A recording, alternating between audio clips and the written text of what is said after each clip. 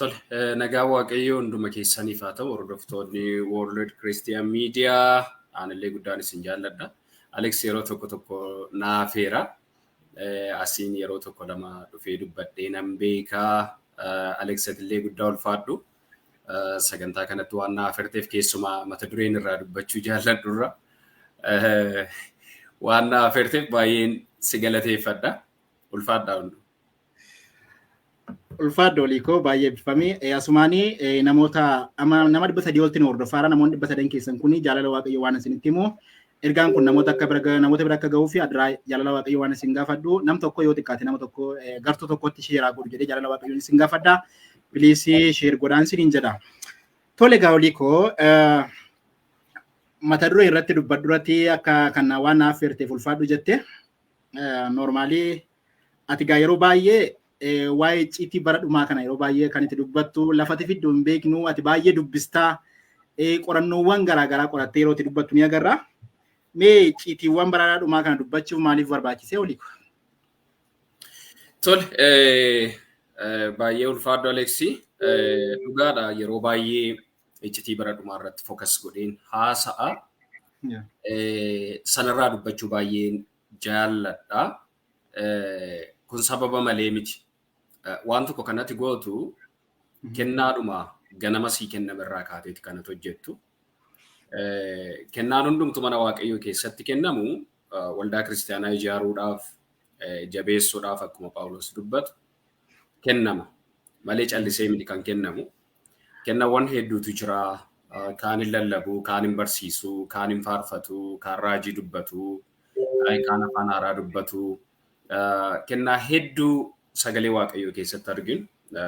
Isa duraa Qorontos 12 akkasuma ergawwan keessattis ta'e kutaa macaafa qulqulluu keessatti arginu hundumtu kennaa garaagaraatu jiru. Kennawwan kun hundumtu immoo waldaa kiristaanaa ijaaruudhaaf, jabeessuudhaaf, amantoonni dubbii dhugaa qabatan sanatti jabaatanii akka jiraataniif, akka deemaniif walumaa gala waldaa kiristaanaa jabeessuuf waan kennamu. Kanaaf icciitii bara dhumaa kanan dubbadhuuf kennaa isaan of keessatti argaa. Dubbachuudhaaf taayitalii baay'ee na kakaasu, taayitalii baay'ee natti tolu. Waan naaf galee kana namni biraan illee akka hubatu, akka beeku waldoonni kiristaanaa ittiin diigaman yookaan badaniif ta'e utuu hin taane ittiin ijaaraman jabaataniifan dubbadha. Icciitii bara dhumaa kanan dubbadhuuf simply kennaa kooti. Kennaa ani ittiin mana waaqayyoo keessatti contribute godhu. Mana waaqayyoo keessatti ittiin hojii hojjedhu waan ta'eef hin dubbadha walumaa gala. Bal'ina isaa immoo akkamitti akkan dubbadhuuf maalirraa itti fufee sii dubbachuu nan danda'a. Tole egaa ulfaadhu jecha yeroo baay'ee maxxansitu irratti yeroo baay'ee namoonni olii maaliif waa'ee yeroo hundumaa waa'ee akkasii kana dubbatta ati waa'ee seexanaa kana dubbachuu dhiistee waa'ee Yesuus yoo dubbatti sirraa bareeda waa'ee Yesuus hin dubbattu si jedhu even argeen ture irraa maxxansati waa'ee poosterii keenya maxxansitee beeksisa irratti illee waa'ee Yesuus dubbadhu yeroo si jedhanii argaa kan ture waa'ee kana akkamitti ilaaltanii dhimma kana namoota kanaaf akkamitti deebisan? Dhugaa icciitiin bara dhumaa kan nu keessa jirru bara dhumaati. Walumaa gala bara dhumaa keessaa gara dhumaarra jira. Akka sagaleen waaqayyoo nutti agarsiisutti. Waan hundumaa kan nuti madaallu yookaan waan hundumaa kan nuti ittiin ilaallu sagalee waaqayyooti. Paraameetiriin keenya sagalee waaqayyooti. Sagalee waaqayyoo keessatti dhimmoota yookaan waa'ee bara dhumaaf wanti kaa'ame raawwatamaa jira, eessa jira, maalirra jira. Saayinii bara dhumaatiif wangeelli nutti himu, milikkitoonni bara dhumaaf wangeelli nutti himu eessa jiru isa jedhurraatu barri kun bara akkamiitii jennee haasa'uu dandeenya. Akkuma waliigalaatti dhufaatii Kiristoosii as bara dhumaa jennee haasa'uu dandeenya. Garuu yeroon nu keessa jirru kun bara dhumaa keessaa gara dhumaa ta'u milikkitoota hedduutu nutti agarsiisaa jechuudha. Kanas immoo Kiristoos ofii isaatii wangeela isaa keessatti yeroo garaagaraa irra deddeebiin nutti himeera, nu barsiiseera. Keessumaa Maatiyos 24 dhaqxee yoo ilaalte waa'een bara dhumaa guyyoota dhumaa kun ifatti kaa'anii jiru. Isaan kaan irraa dubbachuu ammatti yeroo keenyaafis ta'e mata duree keenyaa wajjin hin deemu. Garuu waa'ee bara dhumaan wajjin wal qabsiisee waa'ee masii sobaa an Kiristoos jechaa kan dhufan raajonni sobduun akka jiran isaan kana maal gochuu akka qabu Raajonni sobduun kun maquma Kiristoosii waamaa milikkita gurguddaaf dinqii ajaa'ibsiisaa ija namaa duratti baay'ee ulfaataa ta'e akka godhan.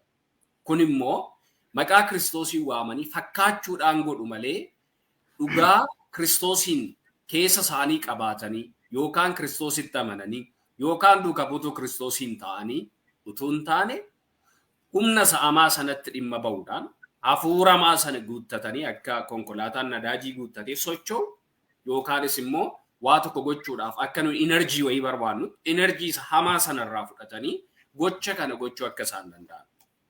Kana qofaa miti ergamaan hamaan sun yoo danda'e yoo isaaf danda'e hamma ilma waaqayyoo fakkaachuutti amma sadan tokkummaa fakkaachuutti socho'uu akka danda'u sagalee waaqayyoo keessaa iddoo baay'eetti arginee jirra. Seexanni immoo kakawweellee waaqa keessaa bakakkaallee haga buusuutti humna akka qabu sagalee waaqayyoo nutti hima. So isa kanatti dhimma ba'aniiti kana godhu kun immoo maalirraa dhufa? Saayinii bara dhumaa yookaanis immoo taatee bara dhumaa keessatti raawwatamuu danda'u akka ta'e gooftaa Yesuus iyyuu nutti meera nu barsiiseera. Egaa poointii gaaffii keetti deebi'uu fi waa'ee bara dhumaa dubbachuun iccitii bara dhumaa dubbachuun kan inni barbaachiseef bara dhumaa keessatti kiristaanonni hedduun amantoonni hedduun waan wallaalchifamaniif wallaalchifamuu sanarraa amantoota hamma dandeenye baraaru yookaan waan hubanne namaaf sheer gochuuf malee wanta ta'uudhaaf dubbatame yookaan haa ta'uuf waan raajame hambisuudhaaf waan goonu yookaan waan hojjennu tokkoyyuu hin qabu dandeenyu kana gochuu garuu amantoonni namoonni iccitii bara dhumaa kana hombi'us akka isaan hin taane waa'ee bara dhumaa kanaaf dogoggora keessa akka isaan hin galleef waan nuuf gale waan naaf fi waan nu hubadhe irraa dubbachuu baay'een jaalladha. San qofaa miti Yesuus Kiristoosiin dubbachuu dhiistee waa biraa maaf haasofta? Waa'ee Yesuus Kiristoosiin hin haasoftu. Indirect waa'ee bara dhumaa dubbachuun waa'ee isa faallaa Kiristoosiin dhufuu dubbachuun waa'ee Kiristoosiin dubbachuudha. Waan biraan qabu. Yesuus Kiristoos mataansaa gaafa barsiise gaafa lallabe waa'ee raajota sobduu haasa'eera. Asii garuu amantoonni waa'ee raajota sobduu dhiisnutti hin dubbatin nuun fayyadu waa'ee Kiristoosiin haasa'is jedhu. Yesuus maaliif waa'ee raajota sobduu haasa'e? Yesuus maaliif waa'ee saamaa waa'ee isa gad darbatamee sanaa maaliif haasa'e? Waa'ee isaa haasa'uun hin barbaachisituu ta'e Maatiyoo 4 irratti Yesuus Kiristoos ofuma isaatii dhaqee seexanaan maaliif qorate? Waa'ee isaa dubbachuun kan nu barbaachiseef waa'ee isa hamaa sanaa tooftaa isaa iccitii isaa attummaan ittiin gara keenya dhufu beekuu akka dandeenyuuf dubbanna. Phaawulosumti mataansaa isa hamaa sana iccitii isa hamaa sanaa waa'ee isa hamaa sana haxxummaa isa hamaa sanaa beekuudhaaf mi'a lolaa isa kan Waaqayyo guutuutti dhadhaa'edha. Ittiin mormu ittiin lolu injifachuu akka dandeessaniif mi'a lolaa isa kan Waaqayyo guutummaatti dhadhaa'edha. Haxxummaa seexanaa beekuuf ati waa'ee seexanaa beekuu qabda. Karaan itti sitti dhufu beekuu qabda.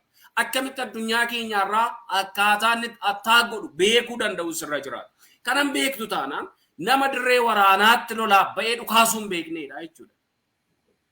Nama akkasumatti meeshaa waraanaa hidhatee calliseetuma rasaasa sitti roobaa jiru gidduu deemuudha jechuudha. Waa'ee seexanaa haxxummaa isaa tooftaa isaa eenyummaa isaa beektu taanaan. Yeroo tokko tokko wantoonni tokko tokko utuu haasa'amanii nan dhaga'a. Waa'ee maallaqa sobaan haasa'inii waa'ee maallaqa isa dhugaa haasa'i malee waa'ee isa dhugaa sana haasofnaan isa sobaa beektaa noon jedhaan kanan fudhadhu. Maaliif waa'ee isa sobaa sanaa beekuuf isa sobaa sana qorachuun narra jiraata. Waa'ee isa dhugaa beekuuf isa dhugaa sana qorachuun narra jiraata. Waa'ee isa dhugaa qofaa haasa'uun guutummaa guutuutti isa sobaa beeka jechuun an dandeessisu. Jara lamaaniin iyyuu beekuudhaaf waa'ee jara lamaanii qorachuu waa'ee jara lamaanii sirriitti daayijesti gochuu na barbaachisa. Yoon kana godhe baalaansii koo eeggadhe gara itti goru beekee deemuu hin danda'a jechuudha. Jimlaamatti garuu seexanni mo'ameera, seexanni kufeera, seexanni akkasii kanaaf waa'ee isaa dubbachuun qabu waa'ee Kiristoos qofa naasaa right. Soba seexanaa dubbachuun barbaarummaa seexanaa dubbachuun jallina seexanaa dubbachuun akkaataatti seexanni dhaloota cabsu dubbattee warningi dhaloota laachuun karaa bira waa'ee Kiristoosiin dubbachuudha. Kun maaliif nutti irrata? Kana maaliif hubachuu dadhabna? Waa'een kanaa maaliif nuun gala? Kun maalidha karaa bira? Dhaloota ani immoo akkamittan ilaala waan kana. Seexanni sammuu namootaatti fayyadamee namni waa'ee isaa akka hin beekne gochuudhaaf dhaloota afaan godhe itti fayyadamaa tanuu badhaan. Siigalee namni waa'ee kee kan inni beeku yonnaa detail waa'ee kee irratti qorannoo geggeesse. Utuu waa'ee kee hin beekin si beekuu hin danda'u. Akka isaarra namoonni baay'ee waa'ee namaa utuu hin beekin waa'ee namaa haasa'anii miti dubbiin. Waa'ee namaa beekuudhaafat jina hin taatee jina waa'ee namaa beekuudhaaf waa'ee nama sanaa qorachuu qabda. So waa'ee seexanaa dubbachuun, hattummaa seexanaa dubbachuun, numi nu qofa miti kan haasa'u. Ergamootatu haasa'ee darbe. Kiristoostu dubbataa ture. Kakuu moofaa keessa yoo deemtes waa'een seexanaa iddoo hedduutti haasa'ameera. Maaliif? Inni hamaan tokkichi addunyaa kana irratti darbatame dhaloota Kiristoosiin bilisa ba'anii mormu yookaan dhala namaatiin mormu hafuura hamaa qofa. Dhala namaattis fayyadamee dhalli namaa akka walirratti hamaa godhu kan godhu hafuura seexanaa qofa. Kanaaf hafuuricha eenyummaa isaa beekuun karaa biraa Waaqayyoon beeku. Tole Oli ammati gidduu kanaa maxxansa tokko maxxansaa turte fakkeenyaaf dhimmoota garaagaraatti ispeeshaalii dhimmoota galaana wal qabatanii ergama galaana keessa jiru wal qabsiistee maxxansa dhiyeenyatti maxxansitee I think lakkoofsa yaadadhu guyyoota lama dura maxxansa maxxansite tokko argeetan ture kana malee dheengadda kaleessa natti fakkaata maxxansa tokko maxxansee turte waan sanaa wal qabatu jechaadha.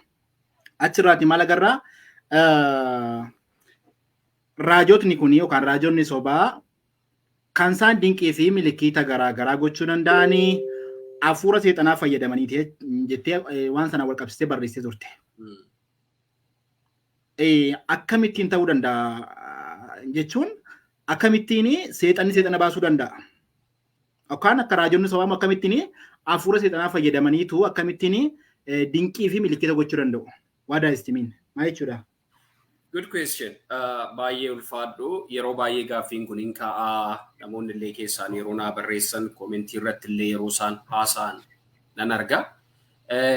Waa'ee humna galaanaa maamii waataa booddee waan gabaabaa irraa dubbachuu nan danda'a. Haa ta'uti garuu yeroo baay'ee dhimma raajota sobduu irratti focus godhee nan dubbadha. Waa'ee gaaffii keetti utuun siin darbiin fuula dura waa gabaabduu lama asirraa dubbachuu barbaada. Inni tokkoffaani sobduudhaaf raajota sobduu adda baasnee beekuu qabna. Sobduun addatti lafa jirti, raajonni sobduun addatti jiru.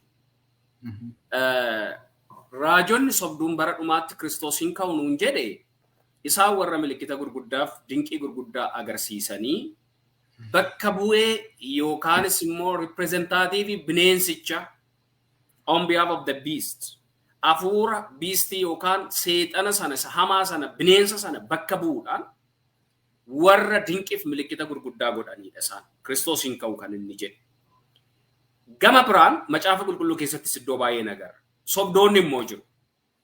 Isaan kun warra hafuura sanaaf eenyummaa isaanii yookaan lubbuu isaanii mallatteessan utuu hin taane warra callisaniituma waliin dha'anii odeeffannoo namarraa sassaabanii waa'ee nama biraa gaafatanii namoota afaan faajjeessanii waan sammuu isaanii keessa jiru waan yaada isaanii keessaa sobaan yaada isaanii keessaa waa kireet godhanii fuudhanii dubbatanii warra namarraa nyaatanii immoo sobduun jedhan bakka lamatti hin qooda jira.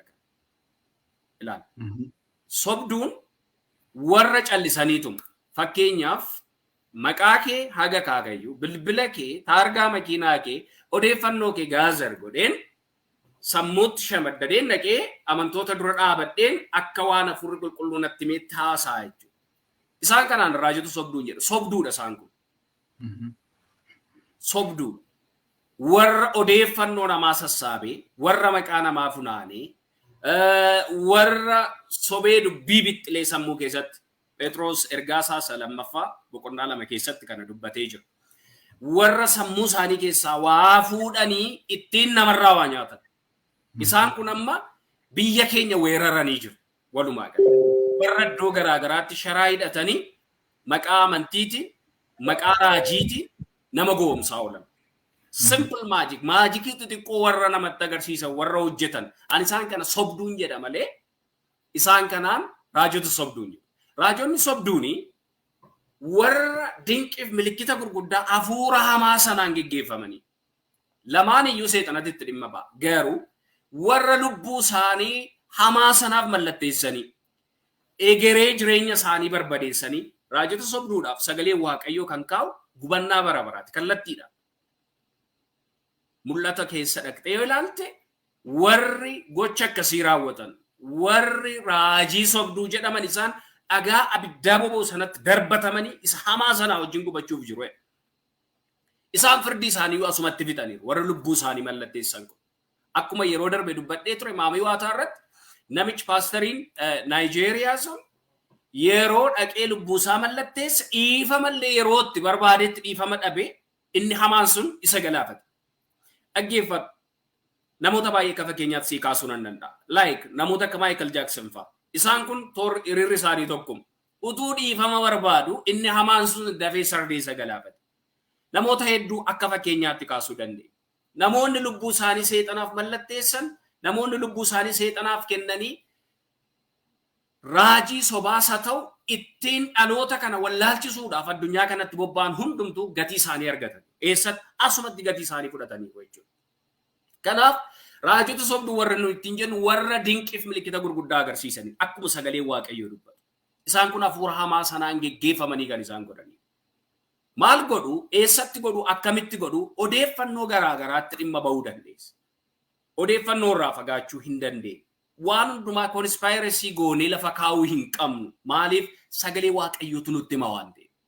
Kun konspiraasiidha. Ijaan hin agarree waan ijaan hin agarree akkamitti oduu sobaa odeessitaa siin jedhan. No. Waaqayyo isa hafuura kana utuu ijaan hin argin itti amanaa jirra. Amantiidha. Sii galee seexannis hafuura waan ta'eef waan inni godhu waan sagalee waaqayyoo jedhu sana daayijest goonee waan inni godhu beekuu danda'u nurra jira. Waaqayyoon hafuuraan erga beenne seexana sanas hafuuraan waan inni godhu adda baasnee beekuu danda'uutu nurra jira. Kana jechuun maal jechuudha? Raajonni sobduun kan isaan gochaa jiran dinqiin milikinni gurguddaa isaan gochaa jiran eessaa dhufa? Paaworiinsaa eessaa? Paaworiinsaa waan wal gaafannu tokko yoo hin qabnu seexana biraa dhufa. Seexanatu isaan goosisa. Humna sana seexanatu isaanii kenna. Siigalee humna sanatti akka isaan dhimma ba'an seexanatu isaan godha. Yesuustu jedhe waan ta'e. Dinqiin milikita gurguddaa godha. Yesuusiin miti. Yesuusiin fakkaatanii godha. By the way, seexanni seexana akkamitti baasa? Gaaffii yeroo baay'ee ka'u. Seexanni matuma raawwatee seexana baasuu hin danda'u. Maaliif? Mootummaan tokko walii isaa irratti hin ka'u waan ta'eef. Mootummaa biraatu mootummaa isa kaan irratti ka'ee galagalcha malee mootummaan tokko ofii isaa irratti hin ka'u. Garuu mootummaan tokko polootikaa hojjechuu yoo barbaade, siyaasatti dhimma bahuu yoo barbaade, sobee ofii walii isaa irratti ka'uu danda'a. Wal keessaa wal jeequu danda'a. Garuu mootummaa masaa ijaaraa jira nutti fakkaata malee. Sii galeera. By the way, addunyaa siyaasaa akka fakkeenya gaariitti fudhachuu dandeenya. Qondaalotuma siyaasaatu dhaabotuma siyaasaa tokkotu waluma keessaa walitti ka'anii sobanii wal nyaatu. Ati wal lolaa yeroo isaan garuu paartii isaanii yookaan dhaaba siyaasaa isaanii sirriitti ijaarrataa jiru. Taargeetii qabu waan rukutuu barbaadaniif deemu jechuudha. Atasii iyyita isaan asii dhimma isaanii fitatanii bahu. The same as. Seexannis kanuma kun fakkeenya tokkoon sii kennaa Alex. Si ta'ee nama go'oomsuu moo of ta'ee nama go'oomsuutu irra caala? Yookaan isa kamtu irra naa mijata? Alexiin ta'ee nama go'oomsuu moo aan oliifaniin ta'ee nama go'oomsuutu irra naa mijata? Aan oliifaniin ta'ee nama go'oomsuutu irra naa mijata. Because behaviorii koo akkaataan itti waa tokko jala bahuu danda'u ofii koo anatu beeka. Si ta'ee nama go'oomsuun baay'ee natti ulfaata. Seexanni Kiristoosiin ta'ee nama go'oomsuudhaaf baay'ee itti ulfaata. Tooftaa garaagaraatti dhimma ba'a. Irrattis baramuu danda'a. Sii galeera. Hafuura qulqulluu fakkaateera. Seexan mul'ata 13 dhaqii ilaali. Kiristoositti of fakkeesseera. Waaqayyo abbaatti of fakkeesseera. Saatanik Trinity hin jiru. Trinity kan waaqayyootti of fakkeessee dhaabatee argameera seexan. You know? Akkuma kana yeroo sadan tokkummaa waaqayyootti of fakkeessuuf yaalu seexanni iddoo baay'eetti irratti beekama. namni bilchina dubbii sagalee waaqayyoo qabu, namni sagalee waaqayyoo sirriitti daayijesti godhe seexanni karaa akkamii akka dhufu hin bara. Garuu seexanni seexana ta'ee yeroo sitti dhufu baay'ee si attaallala. Fakkeenyaaf seexanumatu seexanaan baay'eedha. Raajii sobduun kan seexanaati. Namicha sana keessaa seexanatu iyyee ajeen asuu akkasitti fudhadhu. Seexanumatu seexanaan baay'eedha. Sadii iyyi deemii jedhe. Eeyyudha seexanuma dhaabatee seexanaan jechaa jira bara. Okay, sadii iyyee bahee lafa dha'ee hin sokkeetta deebi'eera. Inni garuu achi keessatti torba ta'ee deebi'e jechuudha. Yookaan achitti of ijaareera jechuudha. Seexanni seexana ta'ee nu go'oomsa malee seexanni seexana ta'ee seexana hin baasu. Seexanni waaqayyoon ta'ee seexana hin baasu. Yookaan seexanni mootummaa biraa ta'ee mootummaa isa tokko ruku. Seexanni seexanuma ta'eetu walii isaa ijaaraa nu go'oomsa. Yeroo akkasii kana waldaa kiristaanaa keessatti amantoota gidduutti burjaajii guddaadhaa fi rakkoo hamaatu dhalataa deema. Seexanni akkamitti seexana baasaa? Deebii jedhu gabaabaaf ani isa kanan qaba. Seexanni seexana hin baasu. Garuu seexanni seexanuma ta'ee walii isaa gidduutti waan baay'ee hojjetee, waa baay'ee dubbatee nu goomsaa, mootummaa isaa guddifachaa, mootummaa isaa ijaarrachaa, of ijaaraa, wal ijaaraa deemaa jechuudha. Kana baay'ee beekuu danda'utu nurra jiraata. Tokko raajonni sobduun humna kallattii yeroo fudhatan wantoota garaagaraatti dhimma ba'u. Biyyoota akka biyya keenyaa keessatti baay'inaan hin beekamu yoo ta'e iyyuu seenaa hin dubbista yoo ta'e bara dur waaqa tolfamaa warra Ijiptirraa kaaste seenaa hin dubbista yoo ta'e naannoo lixa Afrikaaf kaaba Afrikaatti akkasuma haga kibba Afrikaatti giddugaleessa haga bahaatti waan akkasii kun badaan mudatu nu.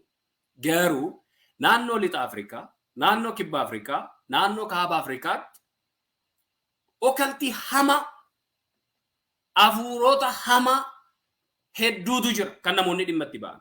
Akka waaqa fayyisaa isaaniitti kan isaan itti amananii jiraatan hedduutu jira.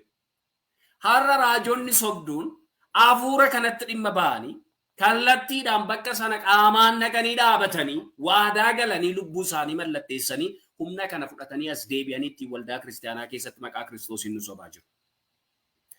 Akkamitti maqaa Kiristoosiin waamaa kana godhuu isa jedhuufi Kiristoos iyyuu maqaa koo waamaa kana godhuu hedheera waan ta'eef isa kana gaaffiittuu hin finnu. Garuu immoo humni isaan ittiin hojjetan kun humna waaqayyootu hin taane humna seexana. Kan ammoo wallaalchisuudhaaf ittiin godhu. Inni kun immoo mallattooma bara dhumaati malee waan haaraa dhufe miti. Kanaaf amantoonni isa kana sirriitti cimsanii beekuu danda'utu nurra jira. Raajonni dhugaan waaqayyo kaasee itti dhimma ba'u hin jiran jechuu keenya miti. Isaa kana immoo itti beennaa itti deebinee booddee haasa'aa. Ulfaadhu olii koo ibsa bareedaa baay'ee kennaa jirta. Waaqayyo guddaa isin eebbisu. Namoonni as jalaati namoonni baay'een hordofaa jirtu baay'ee keessan eebbisaa jirtu. Akkasumallee namoota biroo yoo sheerii gootan gaarii ta'a. Nama 430 olti natti mul'achaa jira. Piliis namoota hundumaan akka ga'uuf sheerii godhaan isiniin jedha.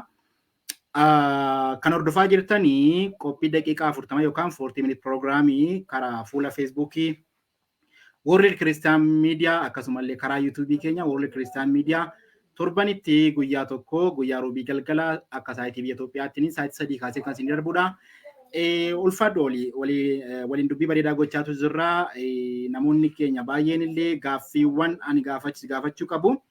Baay'ee isaa barreessaatu jiru sana keessaatti gaaffiiwwan hin qabaddanii jira. Ajandaawwan dhimmoota tibba kana wal qabsee nu gaafadhu jechaa jiru. Normaali sanatti illee ni dhufna gaaffii keenya keessa ni jira. Sana gidduutti mee waa tokko dubbachuu tan barbaada. Akka carraa ta'eetu guyyaa har'aa kara magaalaa deemee tan jira. Hiriyaa koo tokkotu waan qabatamaa tokkoon sitti maatii kottu mee Aleeksiina jedhe. Tolee jedhee gaafa naqu akkasina jedhe. Gidduu kana magaalaa keenya tokkotti jedhe. Magaalaa keenya tokkottiin raajiin tokko waameetu nama reefuu gooftaa Yesuusitti amanu tokko waameetu ati saayitii ati yakka gurguddaa gochaa jirta. Waa waaqayyootti hin tolle waan gurguddaa raawwachaa jirta.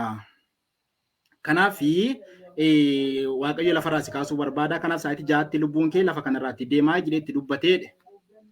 Gaafa itti dubbatu mucaan kun reefuu gara gooftaa dhufa. Look, mucaan kun reefuu gara gooftaa dhufa. Maalummaa maraajummaa maalummaa amantii kanaayyuu baay'ee hin barre. Look it. Kan inni beeku raajii beekaa, paasteroota beekaa jechuun hinnoo about leaders beeka waa'ee gaggeessota beeka malee baay'ee gara waaqayyootti namootaan itti qara waan ta'eef baay'ee isa keessa hin beeku jechuudha. Achi booda mucaanoo na'eetu gaafa mana galu sa'aatii jaattiin lubbuun koo gara gooftaa deemti jedheetu taa'ee dhiphateetu mana galee qophaa'ee sa'aatii eeggata taa'ee. Utuma eeguu sa'aatiin hin geessee utuma deemtu sa'aatii jaaf walakkaa ta'e. Gaafa sa'aatii jaaf walakkaa ta'u mucaan hin duune mucaan jira. Mucaan hin duune mucaan jira. Achi booda maal godhe mucaan kun amantii kana dhiiseetu gara amantii biraatti deebi'e jechuudha. Sinii galee asirraatii piliis baay'ee tokko waan hin gaddee dhugaa baay'ee waaqayyoo riili baay'ee hin gadde gaafa mucaan kun akkeetti natti immoo like amma namoonni kun raajii ilaalanii deemaa jiru malee kiristoos ilaalanii deemaa hin jiran. Namoonnis gaafa gooftaa fudhachiisanii namoota gurguddootti himan raajota gurguddoo itti himan malee kiristoos itti himne. Kanaaf namoonni hordofaa nama 500 olti na hordofaara.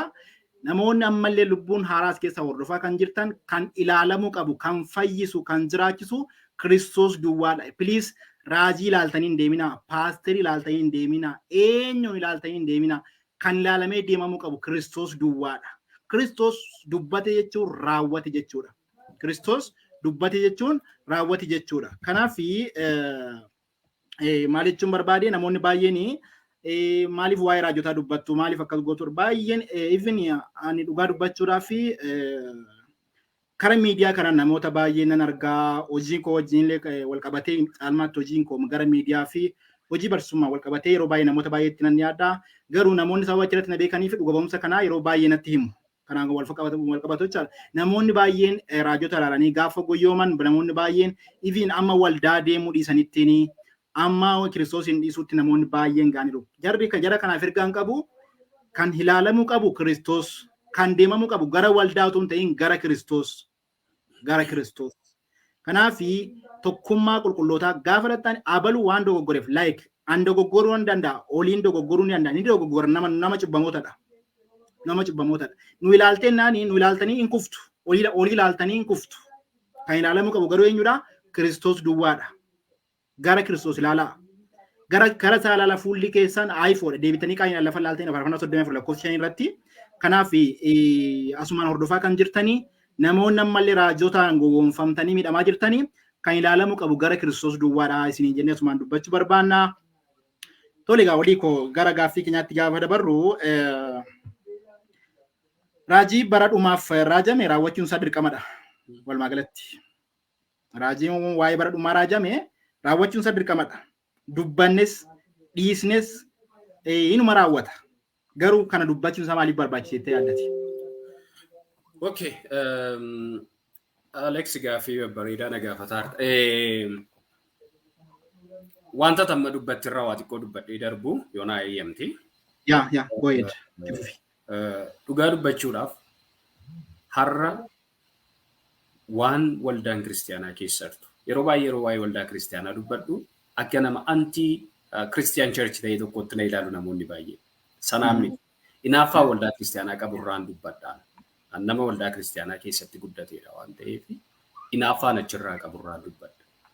Waldaa kiristaanaa ishee durii an beekuuf isheen amma beekutu immoo garaagarummaa guddaa natti agarsiise waan ta'eef ishee ammaa keessatti ilaalee hafuura ho'aadhaaf bilchina dubbii sagalee waaqayyoo isa durii keessaa waan an dhabeefan akka sanatti dubbadha. Kun immoo inaaffaadha. Gara sanatti dhufu waaqa jeelu asirraa uuf. Har'a jaarraa tokko oliif biyya keenyatti wangeelli lallabamee hagarraa namoonni keenya akka wanta wangeelli torban tokkotti lallabamne gaafa ta'an caalaa wanti na gaddisiisu hin jiru. Maaliif waan hundumaa kan nu ilaaluu qabnu wangeelaa. Koodiin keenya wangeela. Sanaala waan finnu tokko hin qabnu.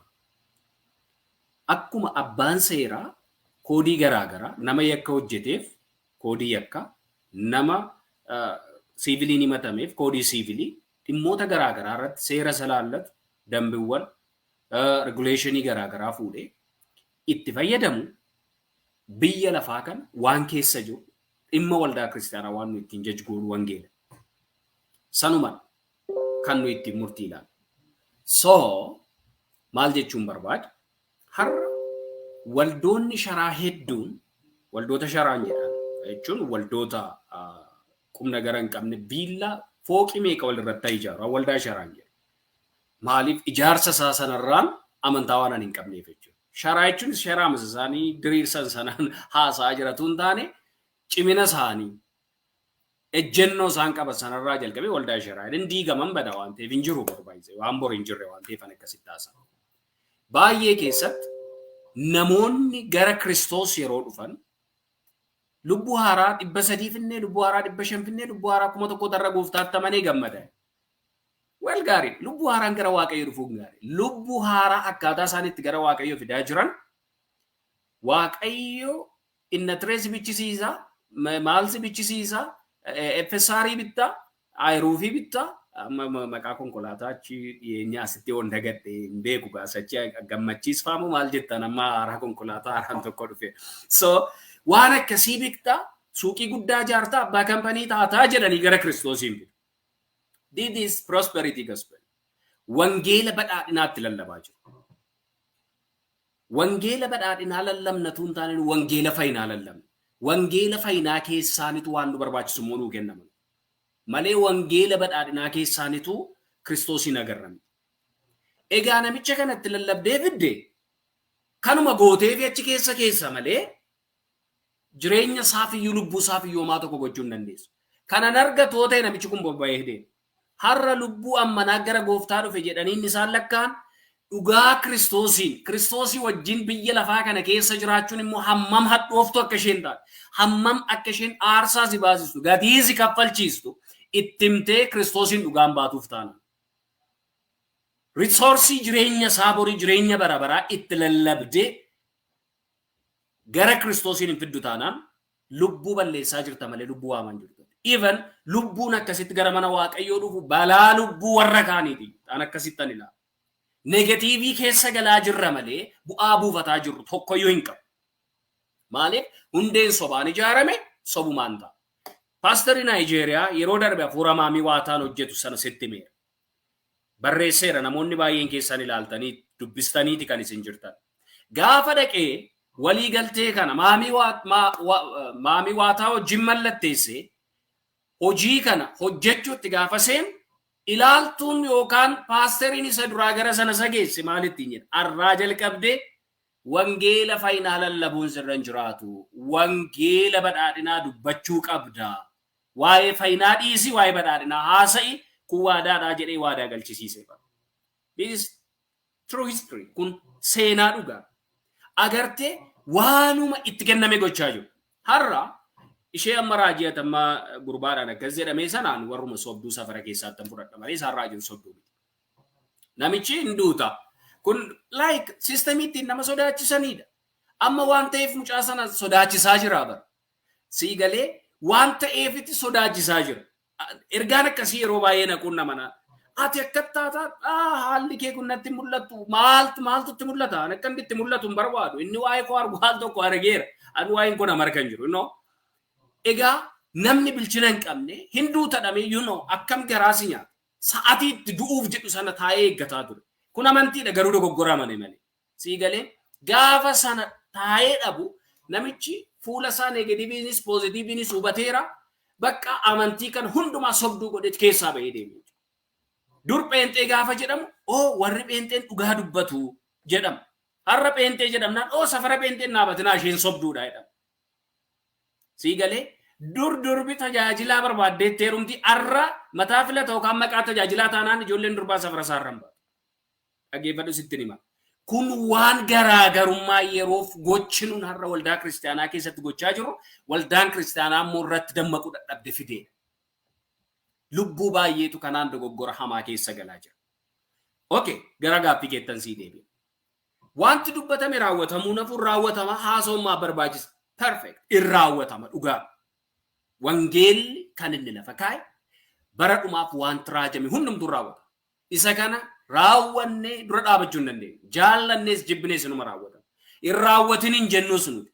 Waan kun irraawwatamin kan jennu yoo taane nuyi faallaa Kiristoosiin taane. Garuu wanta ta'aa jiru kana namoonni sirriitti fuula isaa qabsiisanii beekuu akka qabaniif immoo dubbachuu qabu.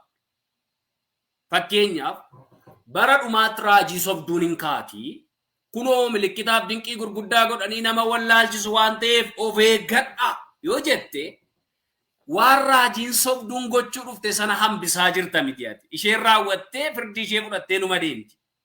Garuu namoonni kaan waan ta'u kana dhuguma waaqayyotu godha jedhanii akka isaan ittiin hin dogoggorreef dubbachuun barbaachisa. Hambisuudhaaf dubbannatu hin taane. Isa fayyee hafuu qabu. Isa dhugaatti waa hubatee bor darbee tarkaanfachuu qabu. Hambifachuuf dubbanna. Har'a dhaggeeffadha. Itoophiyaa keessatti ta'aa jira. Akkaawuntii keerra maallaqisii galaa jennaan namoonni raajii sobdichaa Joye Ciroomoo eenyu Ciroo jedhan sana bira buukii guuree dhaqaaban. Mee akkam akkasi kofalchiisu. Buukii lafatti naqanii irratti kadhachiifatu. Sagalee waaqayyoo garuu maalluun jedhe. Dabqii dabqadda keenyaa dhodhe. Kun sarara jalqaba daamirraa nutti dhufe. Hojjennee arganna malee miraakaliidhaan maallaqni nuu baay'atu hin jiru. Baay'isee gama biraan mootummaa dhumtiyyuu kana callisee ilaaluun irra hin jiraatu. Maaliif kun maajikiis haa ta'u maaliinis haa ta'u even baank siistemii mootummaa irratti iyyuu dhiibbaa qaba. Maaliif hin beekna kun amma akkamitti akka inni hojjetamu an akka oliifanitti waan qoradhee bira ga'e qaba. Hojjetoota baankii keessaa namatu qophaa'ee lafa ta'a. Jarri warri kana godhan maallaqa amma ta'e qofaatti akkaawuntii wayi bananii achirra kaa'anii. Sii galee yeroon nasii daftara namootaarra maallaqatu gala ilaalaa dinqiitu ta'a gaafa inni jedhu namichi bilbilli wayii bilbilamee namicha baankii keessaa wajjin wal quunnamaa jiru. Immediately namittiin akkaawuntii Alex irra birri 500 yookaan 10,000 gashiti. Maaliin miliyoona 5 jaan galchine reessa? So hin godhan kana gochuus hin danda'u waan ta'eef. Garuu wanti xiqqoodhaan nu sobanii wangeela nurkaa gadaa jiru. Wanti xiqqoon sobanii wangeela faallessaa jiru. Kana kan nu dubbannuuf namni haa hubatuuf malee wanta ta'aa jiru kana hambisuuf yookaan dura dhaabachuuf goona miti. Gidduu kana tibbana miidiyaa irra kan deemaa jiru dhimma TV Joshua wal qabsiisee namoonni yeroo baay'ee ajandaa garaagaraa even yaada wal'aa garaagaraa dubbachaa jiru. Mi'aati dhimma kana wal qabsiistee by the way ani waan asi dinqisiifadha akkuma miidiyaa kanatti yeroo baay'ee sitti dubbadhee hin beeku. Ati nama baay'ee dubbisudha. Obboloonni keenya oliifan irraa wanti barannu baay'ee oliifan nama baay'ee dubbisudha. Nama waan tokko utuu addaan baasiin nama hin dubbanne oliifan. Walii asumarratti baay'ee si dinqisiifadha. Mee egaati dhimma kana wal qabsiisee amma ammaatti hin dubbatiin jirta. Mee dhimma kanarratti qorannoon kee haalli jiru wal qabsiisee wangeela wal qabsiisee mee maal jettame? Tole Alex waa baay'eetu deemaa jira. Dhimma TV Joshua.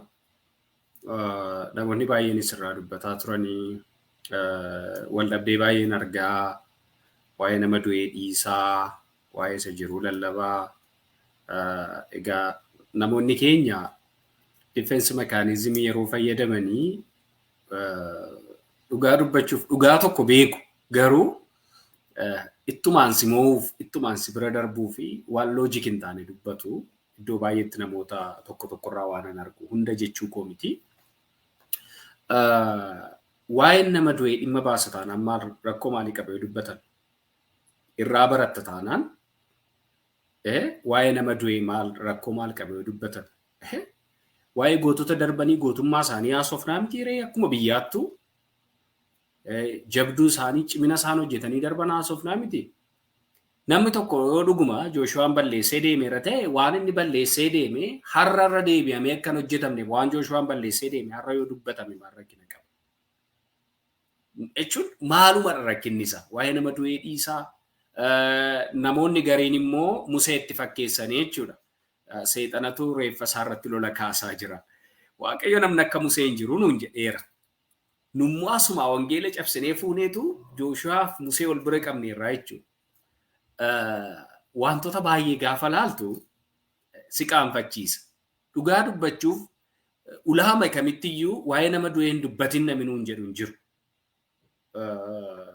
So dur maatiin bakka awwaalaa iddoo waan ta'e akka nun hin dhanne gaafa nu sodaachisuu barbaadan tararii wayii sammuu keenyatti uumuu fi awwaala namaarra dhaqanii dhaabbatinaa maalodha akkas waan ta'e achi keessaa bees hin qabatamna akkas fakkaata. Sii galee wanti xiqqoodhaan wal goomsuun hin barbaachisu. Waa'ee Jooshuwaa dubbachuun hin barbaachisa yoo ta'e waa'ee Jooshuwaa haasa'uudha. Du'es jiraates kun rakkoo adda biraa waan qabu natti hin fakkaatu. Irraa barataa dhaloon waldaa kiristaanaan barsiisaa. Amantoonni waan irraa baratu maal immoo fayyada waa'ee isaa yoo dubbanne hin fayyada taanaan positive saayidiin isa ta'u negative saayidiin dubbachuu homaa rakkoo hin qabu. Waa'ee Jooshuwaa ani ilaala. Alex akka kootu wanta ni madhee darbu. Hordoftoonni na dhaggeeffachaa jirtanis dhiifama kan naa gootan awwaanan itti amanin haasaa. Ana biratti sobni sobadhee oliifan itti amaneera taanaan sobumaa sanuman isinitti hima. Compromise gochuudhaaf sammuu namoota achi asii goototee fidee walitti araarsuudhaaf an takkaan rakkan hin gorsu. Waa'ee TV Jooshuwaa yoo xiqqate waggaa afur fuuldura naasayan. TV Jooshuwaa an akka oliifanitti namni barbaade sirriidha. Jooshuwaan an fudhadhachuu danda'a. An oliifan hin fudhadhu. Anaaf TV Jooshuwaan raajota sobduu warra Kiristoos hin dhufu jedhe keessa TV Jooshuwaan isa tokko. Anaaf ana oliifaniif na of galchaa arrabsuus dandeessu waan barbaadanis naan jechuu dandeessu. It's nothing for me. Garuu waan natti fakkaatin dubbadha. Borumayyuu wanti nu gochuu qabna. Yaada waliif haa kabaju. Alex akka yaada isaatti wanta inni dubbate yaada isaatii kabajaa fi illolinaan arrabsina. Like positive comment immoo kennaafi. Yoommoo waan irratti isa qajeelchuu qabda yoo jiraate qajeelcha. Tokkotu keessaan dhufee naa barreessaa jechuudha Alex. Sabooddee waa'ee TV Jooshuwaa kana namoonni baay'een dubbachaa jiru. Maal jettati akkamitti ilaaltaa naan jennaani TV Jooshuwaan anaaf si raajii sobduudhaan jedheen. Jennaan unlike commentii naa jechuun commentii wayii yaada walii barreessina deeman deebisuu fi jalqabee jechuudha. Isa booddee isa illee dhiisi yaa oliifan lukkuun gaaraan dhiittu naan jedhee sokkee jechuudha. So maaliifan siin jedhee har'a miti waa'ee TV Jooshuwaa waggaa fuulduraan barreesse. Maalirraa qabeen barreessee weebsaayitoota gurguddoo amanamoo ta'an hedduu waa'ee raajota sobduu Afrikaa dubbiseen ture.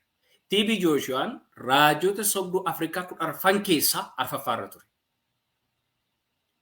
TV Jooshuwaan tokkoffaarra kan ture Pastor Kakandeedha. Prophet Kakande from Uganda right? Kakandeen walitti qabaa raajota 10 kanaa ture. Booddee waadaa bineensicha waliin qaban keessaa Kakandee waan cabse qabaa jechuudha. Sana booddee hafuurri sun akka walii galtee isaaniitti dura taa'ummaa Pastor Kakandee irraa kaasee dura taa'ummaa TV Jooshuwaaf kennee TV Jooshuwaan raajota sobduu 10 Bushurii faa dabalatee Angel faa dabalatee raajota sobduu 10 Afrikaa jedhamuun listiin maqaa isaanii kennameef kan hoogganaa ture TV Jooshuwaadha jechuudha. TV Jooshuwaan seexana baasaa, TV Jooshuwaan dinqii godhaa, TV Jooshuwaan maal godhaa, it's up to him. Nan ilaallatu. An waa wangeelli jedhen ilaalee jee. An waa wangeelli jedhen dhaggeeffadha.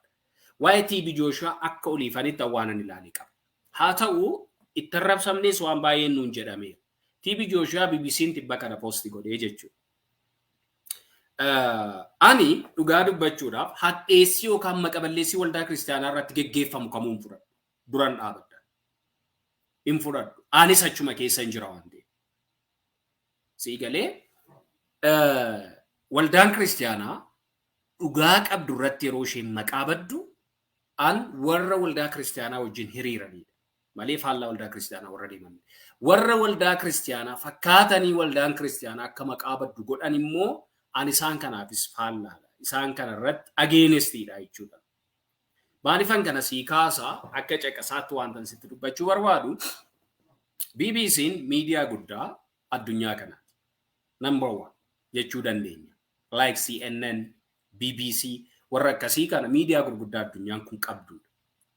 haa ta'u addunyaadhumti kun addunyaa nuqeeqaa irratti waa baay'ee dubbataa oolluudha waan ta'eef waan isaan dubbatan hundumaa positive goonee rational goonee positive goonee ilaallan rational goonee waa hubachuun gaarii baalaansi gootee waa ilaaluun gaarii BBC'n gaafa waan kana dubbatu akkamitti dubbate maalirraa qabee dubbate for example BBC'n yeroo baay'ee miidiyoonni gurguddaan kun mirga warra gadhaawtaa kana warra Human Rights Watch faa kun organizationii gurguddaan kun yeroo isaanitti mirga gadhaawtaa ol baasanii argisiisaa jiran argaa jira.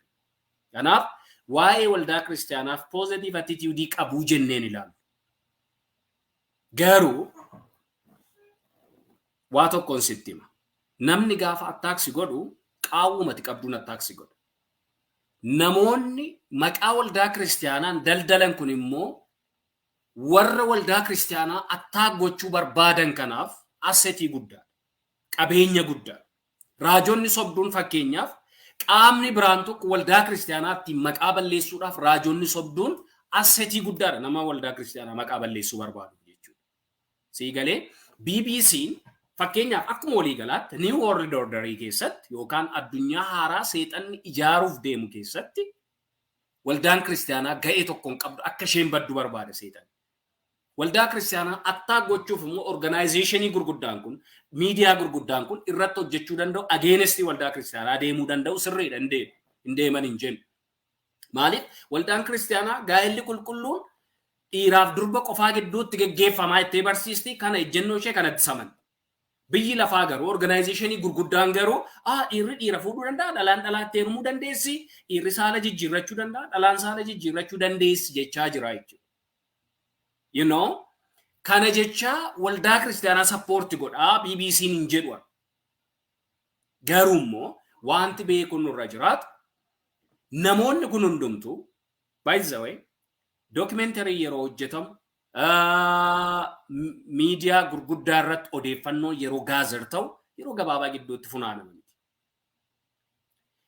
Ragaa qulqulluudhaan yeroon irratti fudhatame qaama seeraa gurguddaa wajjin dubbatame haga biyyaatti haga qaama olaanaatti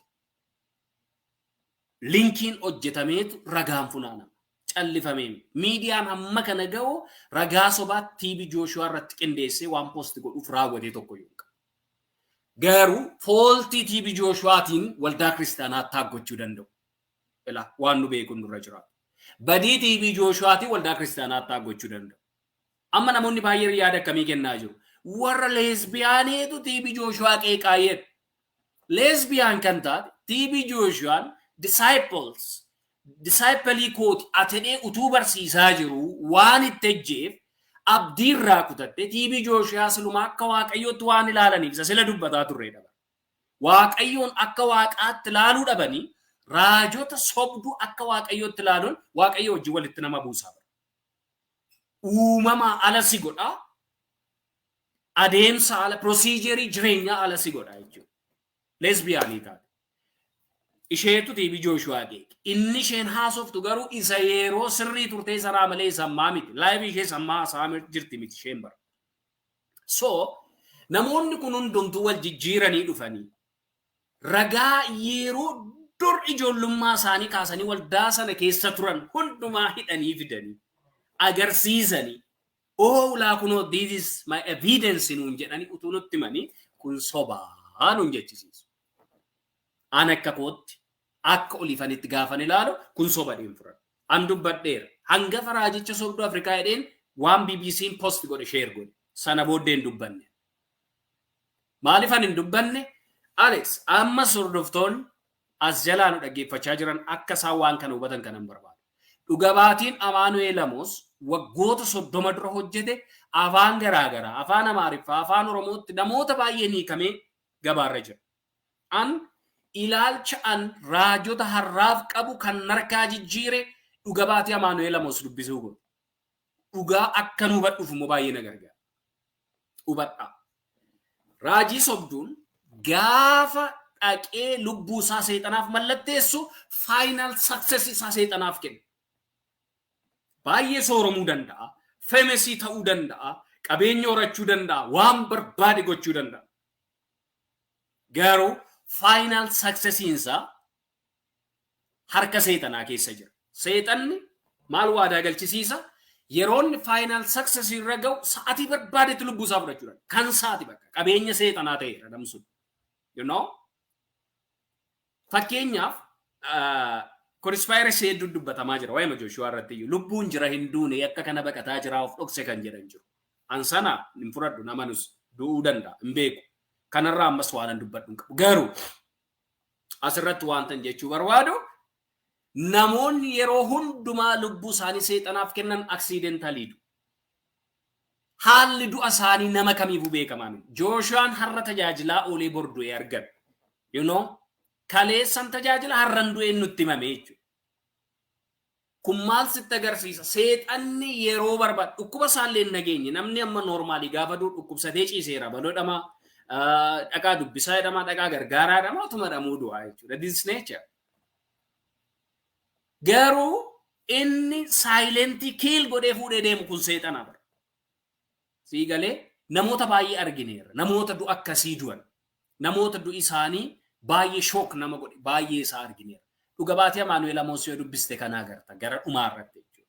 Seexanni gaafa barbaadetti yeroo isaan final successii tokko tuquuf ka'an yookaan yeroo isaan wixxifatanii harkaa ba'uuf ka'an dafee ishee keessa isaanii kaa'e sana fuudha jechuudha. Hin dhaamse jechuudha. Kan wanti beekuun nurra jiraatu. So ana akka oliifanitti dhimma TV Joshua irra fakkeenyaaf raajii isaa tokko qofaa yoon isinitti hime yeroo dorgommee Ripablikaaniif Dimokiraatii gidduutti geggeeffamaa ture Ameerikaa Clinton mootii jedhee ture.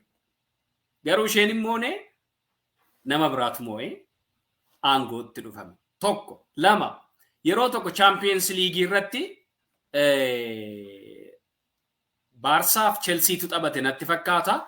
Isaan keessaa kan mo'ame tokko hin mo'aa jedhee garuu sunfaallaate. Sii galee egaa amma raajii saayyuu kanaan madaaluu koyyuutu hin taane wantoonni kun fakkeenyaaf amma waa'ee taphaafaa dhattee raajii dubbachuun kun tapha raajii masaluu tapha si jalaa godha malee raajii sin jechiisu wanti raajamu qabu hedduutu jira. Haa ta'u waa'ee biyyaa dubbatu raajii ta'uu danda'a. You know? Kanaaf akka oliifanitti an kanan ilaalu. BBC waan dubbate irratti waldaa kiristaanaaf loogee yookaan waldaa kiristaanaaf dhimmee dubbate miti. BBC'n secret agenda mataa isaatii geggeessuuf itti waldaa kiristaanaa taaggochuuf dubbachuu danda'a.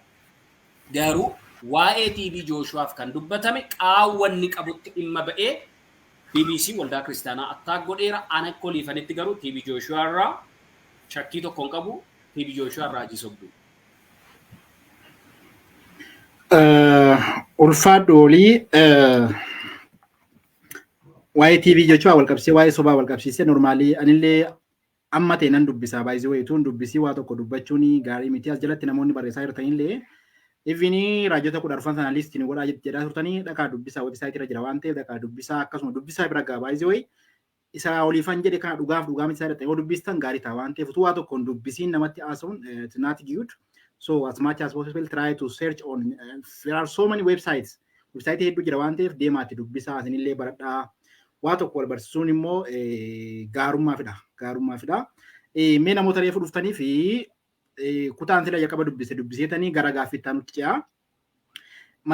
Mul'ata Yohaannis boqonnaa 2 lakkoofsa 2 irraa akkas jedha.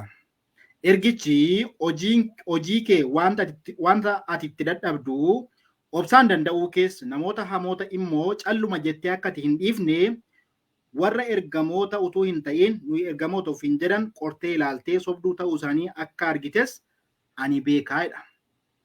Warra ergamoota utuu hin ta'in ergamoota of hin jedhanis qortee ilaaluu kee ani beekaadha. Sobduu warra ta'an ergamoota of hin jedhu garuu ergamoota miti. You know? So walumaa galatti waa'ee TV Jooshuwaatti waa dubbadeen gara haatti dhufe I remember that yeroo tokko coronavirus yeroo masii gidduutti ni bade jedhamee ture hin banne akkasumallee xiyyaarri tokko kufee badeetu ture. Xiyyaarri kun amma kana gidduutti ni argama jedhee ture reenjii yeroo kenname gidduutti hin argamin hafee kaniif kan kana fakkaatan ni jiru. By the way dhugaa keessa immoo sobni jiraannaan sobuma jedhama walumaa galatti. Dhugaa keessa sobni jiraannaan sobuma jedhama. By the way aranaa sirreessaa akkasii hojii waaqayyoo keessa sobni xiqqoo gallaan sobuma jedhama wantichi keessa waan abbaan hojjetu jechaadha. Kanaaf please egaa nan deebi'a saayitii koo eeggachuuf jecha mul'ata Yohaannis boqonnaa 2 lakkoofsa 2 kanarrattiin warra ergamoota utuu hin jedhiin utuu hin ta'iin ergamoota of hin jedhanii isaan kana qortee adda baastee sobduu ta'uu isaanii waan hubachuu kee ani beekaadha. Baay'ee wayii asumarratti oliikoo ergamaa tokko jedhamuudhaaf namni tokko baay'ee yeroo ammaa kana maqaa ofiif kennuu danda'a. Just I can say, I can call my name, just I can be Apostle Alemayo.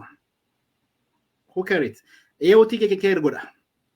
EOT ani Apostle Alemayo of jechuu danda'a, Prophet Olifan jechuu dandeessa, Apostle Olifan of jechuu dandeessa. Sababiin isaa yeroo ammaa namni check godhu hin jiru jechuudha. Garuu akka ani dubbisettis yookaan immoo dur like asmaani obbolaan dhaggeeffattoota keenya raajoonni ni jiru. Fakkeenyaa fi kan akka ergamaa garboolee fa'aa waan isaan dubbatan tokko kan lafa hin buune. Namoonni biroo ni jiru baay'een keessan ni beektu. Of hin mul'isan malee fakkeenya isinii fudhaara. Ergamaan tokko kan hubadhetti ergamaan tokko lafa wangeelli hin geenye kan akka Iraan fa'aa as keessaa biyya keenya keessaa immoo lafa namni dhaquudhaaf sodaatu dhugaatti ba'uuf illee lafa namni sodaatu achi deemee wangeela yoo hojjete dinqii gurguddaa dinqii taanjebil ta'e tokko yoo hojjete namni kun ergamaatti waldaadhaan ilaalamee mogga'uu danda'a. Gara Oromoo kana namoota yoo ilaalle ergamaa kana ofiin jedhan baay'een isaanii bakkaa bakkatti like magaalaa tokko magaalaa biraatti konfiraansii qopheessu. Iddoo garaagaraa deemanii kiruusedii qopheessu. Wantoota akkasiin argaman yeroo baay'eemmanii wantoota kana irraa teesti godhee hin jiru. Kanaaf mi'ati dhimma raajota biyya keenya Itoophiyaa kanarratti wal qabsiisee mee maal jettaa kana malee immoo yeroo ammaa kana namni baay'een raajiimti akkanatti hin dubbatan raajii madhaga'uu hin barbaadoodha. Haala fudhannaa amantoota keenya raajiidhaaf qaban yookaan immoo how they can accept prophecy tokko akkamitti fudhachuu akka isaan danda'anii akkamitti dhimmoota kana wal qabsiisee dhugaa jiru wal qabsiisee waan maal dubbatanii kanarratti. I think you understand my question. Okay. Yeah. Okay. Dhugaa dubbachuu fi isa biyya keenyaa kana keessumaa akkuma Afrikaatti yoo ilaalle abbaadhumatu hirata malee abbaama fudhata barbaade ergamaa dhattee fudhachuu dandeessaa yoo barbaade profeetii dhattee fudhachuu dandeessaa yoo barbaade siingerii dhattee fudhachuu waan barbaade fudhata. Akka bu'uura macaafa qulqulluutti garuu yoo ilaalle kennaa kee waldaa kiristaanaatu sirkatti beekee waldaan kiristaanaa kennaa kanaan tajaajiluu hin danda'a yookaan hin dandeessii jedhee erga konfirmisi godhee booddeetu maqaa sana sii kenna. Maaliif nun dhaqna bu'aa waldaa kiristaanaa keessaa tokko waan ta'aniif jechuudha. Har'a garuu nuti fudhata. Kennoon hafuuraa waan fedhii keenya ta'eef yookaan waan barbaanneef waan feeneef fudhannatu hin taane waan hafuurri qulqulluun fedhee nuuf kenneef ittiin tajaajilla. Eenyumtuu kana beekuu kan qabu jechuudha. Hafuura qulqulluutu fedhee nuu kenna malee nutu fedhee fudhatan. Alamaayyoon eessatti tajaajiluu danda'a jedhee hafuura qulqulluutu assaayinsii godha. Kennaa sana sii kennaa ati immoo kennaa sana qabatteetu ittiin waldaa kiristaanaaf dhimma baasta. Kennichumtuu kan waldaa kiristaanaati malee kan dhuunfaatu nu ittiin maqaa moggaafannuti. Maqaan hin mogga'u hin barbaachisu isa kanarraa mormii hin qaban. Namni kennaa sana iddoo sanatti kennaa sana qabaannaan maqaa isaa fudhatu rakkina hin qabu. Garuu callisneedhuma waan hawwinuuf maqaa sana fudhannee ittiin tajaajiluun immoo dogoggora guddaadha. Dhimma ergamaa irratti ati kaastee waa'een ergamaa yaada garaagaraatu jira. Teoloojii keessatti koorsiin tokko hin jira church plantation. Sana keessatti waa'een ergamaa waan tokko hin tuqama. Yaadota garaagaraatu ka'a. Namoonni ergamoonni 12 qofa turanii isaan immoo bartoota Kiristoosii sanaa ala maqaan kun eenyuufuu hin kennamne Phaawulos qofaaf kennamee namoonni jedhan jiru. Yaada garaagaraatu ka'a. Sagalee Waaqayyoo keessa dhattee ilaalte garuu ergamaa ta'anii kan hojjetan jiraachuu akka qaban Phaawulos Efesoon keessatti hin dubbata waan ta'eef isa kana 100% shurii taanee har'a ergamaan hin jiru jechuu hin dandeenye. Kennaa sanaan namoota tajaajilan Waaqayyo kaasuu danda'a, muuduu danda'a, itti dhimma bahuu danda'a. Garuu immoo ulaagaa ergamoonni Kiristoos godhanii darban sanaa yoo ilaalle eenyutu har'a ulaagaa kanaa guuta? Maqaa kanaa eenyu fudhachuu danda'a? Jennee yoo ilaalle immoo no one is ergama right now. Sii galee har'a namni maqaa kana guutee fudhachuu hin danda'a nun jechisiisu. Sii galee ergamaa ta'uun haarsaa baay'ee si kaffalchiisa, gatii baay'ee si kaffalchiisa, taayitalii sana fudhachuu waan salphaame. Har'a abbaan argee apostila baluu jedhee maqaa moggaafatu sana unaccepting. Akka kootti yoon ilaale maqaan ergamaa jedhu kun har'a namoota moggaafatan hedduudhaaf hin malu. Maqaa kana dhiisuu qabu jedhee yaada. Maqaa kana ofirraa dhiisuu qabu jedhee yaada. Biyya keenya keessatti immoo chirchaaroodha. Hin bitatta dhattee fudhatta maal rakkina qaba. Bakka barbaadee dhattee fudhatta. Waan barbaadde fudhatta bakka waan barbaadde fudhattee ittiin tajaajilta. Amma maal taate beektaa waan ta'ettiin ishee kamtu yoon irra deemee galiina argamsiisaadha dubbiin Aleksila. Ishee kamirra yoon deemee waa argadha. Amma dubbiin akkas taatee bara. Ati ishee laallatteetu yoo barbaadde dhattee faarfataa keessaa xaagooteetu faarfannaa kee dhabuufta. Amma si'an ammoo faarfannaa ofii faarfachuu nu hafeera. Sii galee waltajjiimtu amma faarfannaa warra faarfattoota buleeyyii warra jilbaan warra kennaan waggoota dheeraa dura faarfataa turetu har'a isuma modify goona. Afurri Waaqayyoo modify hin ta'u bara. Isumaan irra immoo deebineetu taayitalii waltajjii ittiin arganne ittiin famous of goona.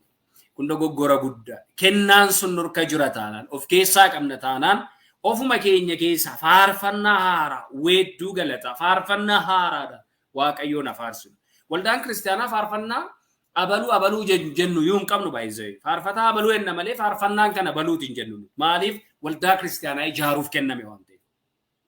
Garuu namni hin faarfatiin faarfannaa namaa hin jedhamu faarfannaa koo abaluun hin faarfatiin hin jedhamu baay'ee faarfannaan copyrightii hin qabu. Faarfattoonni akka kanatti yaaddanis dhiisa. No copyrights warra sirbitootaa qabas. Kennaa waldaa kiristaanaa baattu malee kennaa mataa keessanii hin baattan. Namni barbaade faarfannaa keessan faarfachuu danda'a. Garuu eeyyama keessaniin ala akka fakkeenyaatti akka kootti akka nama seeraa tokkotti yeroo ilaalu muuziqeessee kanuma keessan sana godhee maqaa isaatti of waamuu hin qabuudha malee faarfannaa kamuu waldaa kiristaanaa keessa dhaabadhee ittiin waaqeffachuu ittiin tajaajilamu faarfannaa namni kan faarfate faarfachuu danda'a. Rakkoo hin qabu. Copyrightii hin qabu asirratti. Garuu wantoonni nu beekuu qabnu har'a namuunduu kennaa akka barbaade hirataa chabachaa waan jiruufi inni kun waldaa kiristaanaa ishee dhugaa alatti ilaaluu qaba. Waldaa kiristaanaa ishee sirrii miishinii Kiristoos raawwattu keessatti ilaallawte har'ayyuu dogoggora. Har'a waa'ee icitii namoota sobaan Kiristoosin of dura qabanii deemanii gaafa laallu waldaa kiristaanaa ishee miishinii Kiristoos lallabdu ambassador Kiristoos dhugaa ishee taate sana alatti ilaaluu danda'u nurra jira. This is fake Christian church. Fakeidha jechuudha. Malee waldoota kiristaanaa warra dhugaa goone warra sirrii goone ilaaluu danda'u nurra jira. So Rawaayi raajota biyya keenyaatti hin siidhufa. Biyyi keenya occult hafuura xibaaraatiin badeera. Dhaggeeffadhu. Ani odeeffannoo qulqulluu baay'ee hin qaba. Maamii waataan laga baaroo irratti hojii jalqabdeetti jedhameera. Search out. Dhaggeeffadhaa. Laga baaroo irratti laga baaroo jechuun as kara Gambeelatti yeroo deemtan laga baarootti hojiin kun jalqabameera. Bakka sana deemanii raajonni har'a nu raajiidha ofiin jedhan raajonni sobduu hedduun humna kana achi hidhataa jiru. Informationiin qabaa irratti qorachaa jira nan barreessa yeroo dhiyootti waan kana. Naannoo Beddelleetti namoonni Adaamaarraa Buraayyuurraa dhaqanii humna waggaatti taareffatan jiru. Kanas odeeffannoon qaba. Naannoo Beddelleetti hojiin akkasii hojjetamaa jira. Namoonni eeriyaa sanatti hojii occult hojii xibaaraa hojjetan jiru. Isa kanas yeroo dhiyootti irraa haasofna. Waan qulqulluu hin taane haasawuun hin ta'u odeeffannoodha. Garuu I'm sure laga baaroof naannoo Beddelleetti hojiin akkasii akka hojjetamaa jiru odeeffannoon qaba. Dhiyooma kana raajiin tokko Adaamaarraa deemee dhaqee birrii Itoophiyaa 200,000 kaffalee humna haareffatee akka deebi'e waggaan isaatti geenyaan odeeffannoon hin qabu. So amantoonni keenya baay'ee of eeggachuu qabu. Raajonni sobduun Itoophiyaa keessa jiru eeyyee jiru. Kunoo Itoophiyaa keessatti iyyuu okaltiin akkas akkasii xibaarra akkas akkasii hojii jalqabeera. Afurri maamii waataa laga baaroo irratti hojii hojjechaa jira. Odeeffannoo jira. San qofaa miti.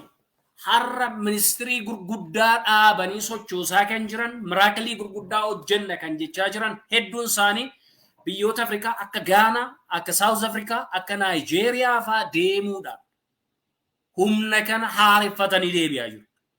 Raajonni kana godhan eenyummaa isaanii hin beeksisan, bakka dhaqan hin beeksisan, waldaa isaaniin tajaajila iddoo biraa deeme yookaan kadhannaa irra jira jedhamee icitiin qabamee of dhoksanii deemanii humna kana haareffatanii deebi'aa jiru. Waan har'a dubbannu waan nama dhiyeessuudhaaf kennaa namaa inaafnee ofii waan barbaannu inaafnee waan dubbannu isinitti fakkaata. Bulee isinii gala. Bulee namaa gala. Bulee nuu gala. Faazariin koo durin mammaaka maal jedhaa? Garbeen laganaa dubbataa guddataadhaa wajjini bulee namaa mul'ata qalbiidhumaa wajjiniidha. Bulee nuu gala bo. Isinii galee waan baay'een bulee nuu galuuf jira. Har'a garuu waantan dubbachuu barbaadu. Biyya keenya keessatti hojiin akkasii baay'een hojjetamaa jira. Adaraa Waaqayyoo wangeela dubbisaa gad qabaatii raajota sakattaa hin qorinaan jenne sagalee Waaqayyo qoraa fudhadhaa ilaalaa fudhadhaa adda baasaa fudhadhaa waldaa ishee waldaa torban keessaa raajittii sobduu Ezaabel hafuura sobaatii waldaa raajii sobaan baxaabbattu waldaa adda baasteef Kristos raankii kenne hubadhaa badhaasa kenneef hin jaje. Har'a namni raajii sobduu jaje humna anti-Christ, anti-Bible, humna wangeela dura dhaabatu har'a namni adda baasee kun sirrii miti nama jedhuuf Waaqayyo raankii kenna. Waaqayyo gatii kaffalaaf hubadhaa. Waan hundumaa laaltaniin pheramina irraafamina wanti ta'u hin jiru. Barri nu keessa jirru bara itti wangeela Kiristoosiin lallabnuudha malee bara raajii iyyuu miti yoo dhugaasaa walitti himne. Barri raajii Kristos Yesus utuu dhufee nuun dhalatiin fuuldura hafe baay'eensa. Har'a raajiin hin jiru jechuu miti Waaqayyo dubbachuu danda'a. Garuu dinqiif milikinni keenya inni guddaan Kristos ilma Waaqayyooti. Isatu nu fayyise. Dinqiif milikinni fayyina keenya caalu jira. Waan hubachuun nurra jiraatu. So raajii duukaan fiigina. Raajii duukaa mataan cabina. Waldaa kiristaanaa wangeela gadi qabdee barsiistu jooyin godhaa. Wangeela dhaggeeffadhaa, wangeela baradhaa. Wangeela dubbisaa. Hafuura qulqulluun naa ibsedhaa kadhadhaa. Hafuurri qulqulluun isinii ibsa. Barsiisaa hafuura qulqulluu caala hin qabnu addunyaa kanarra. Kanaaf an kanan jechuu barbaadu Alex walumaa gala waa'ee raajota Itoophiyaa keessa jiranii baay'een ishee sobduudha malee raajii sobduu yoo miti. Sobduudha. Amantoonni keenya amantoonni keessumaa Itoophiyaa keessa jiran raajii sobduu biratuun ga'in sobduudhaan machaaniiru. Siigalee raajii sobduun dinqiin milikkita gurguddaa godhu Itoophiyaa keessatti argamee jennaan. Dhalatee jennaan immoo an wanta amantoonni keenyaaf waldaan kiristaanaa ta'uuf deeman hin beeku isa kana Waaqayyotu beeka garuu Waaqayyo nu haa gargaaru. Okay, thank you Oliko yaada jajjabaatu kennaa jirta. Normally dhaggeeffattoota keenya gara xumuraatti dhufaatu jirra. Sagantaa keenya gara xumuraatti fidaa jirra. Namni hundumtuu jechoota yookaan immoo yaadota nu dubbachaa jirru kana hundumtuu dhimma mataa keenyaaf utuu hin ta'in erga Waaqayyoo miidiyaa kan nutti kenne yookaan karaa kan amma Waaqayyo akka nu dubbannuuf carraa nu kenneeti immoo dhaloota kana oolchuudhaaf malee hundumtuu nama dhuunfaarratti xiyyeeffatee utuu hin ta'in garuu namni akka ol Waaqayyo nu kaayee jira. Saba kanaaf Waaqayyo nu kaayee jira. Saba kanaaf Waaqayyo oliifaniin kaayee, Alamayyoo kaayee, Addaamuu kaayee, Caalaa kaayee, Caaltuu kaayee. Dubbachuun dirqama keenya hin dubbannu taanaan itti gaafatamnu waan ta'eef jechuudha. So yeroo baay'ee akkuma argaa jiru namni baay'een wangeela dhaga'uu dhiisee raajii dhaga'uu even I have seen that argeetan ture. Namni amma yeroo ammaa kana yoo zayitii tuqe malee kan fayyine. Iskiriinii irra yoo harka kaa'e malee kan fayyine. Wangeela dubbisuu caalaa iskiriinii irra harka kaa'u. Wangeela dubbisu caala lafaa zayitiin jirtu barbaadu. Even I know that nan beeka zayitii dhaqanii mana namaa barbaadanii zayitii dhaqi mana baluu zayitii fidachuu kottuu naa kadhu yookaan kottuu wangeela dubbisi naa kadhu jechuudha. Mana baluu zayitiin jira dhaqi jechi naa fid naa kadhu dhaqi natti godhi natti dibi mataa kootti dibi fuula kootti dibi maaloo kootti dibi adda Even I know church gate yeroo baay'ee waan dubbatamu malu fida. Dhaloonni kun akka wangeela irra jaka kaawwatu fida. Yeroo baay'ee wangeelli yeroo dubbatamurra kaa wangeelli yeroo lallabamurra yeroo ittiin namni sooftiidhaan dhaqee sooftii adda kootti buusi, zayitii adda kootti buusi, uffata kee adda kootti buusi. Beekaa Kiristoos mee ilaammee baakkaachuu. Kiristoos nuti hojjennaan nu eebbisa. Even nuti eebbifamneerra ko. Beekaa eebbifamneerra. Beekaa waa blessed eebbifamnee jirra nuti. Soligaa walumaa galatti olii koo sabni kun amma yeroo ammaa kana akkan hubadhutti akkan argeettis burjaajii guddaa keessa jira. Garatti goru wallaaleera. Raajii dhiisuudhaa fi akka itti dhiisuu dhabe. Wangeela dhaga'uudhaafis akka itti dhaga'u wangeela dhugaa itti dhaga'uu dhabe. Walumaa galatti namni burjaajii guddaa keessa galee jira. Garam ammasuma even isatti dubbataa jirtu kanarraallee maal nu wayyaa garamitti gorru dhiisnu dhaqnu akkam goonu kan jedhu keessa jira. Dhaloota kanaan mee akka keetti maal furmaanni taate? Furmaanni maal taate yaadda?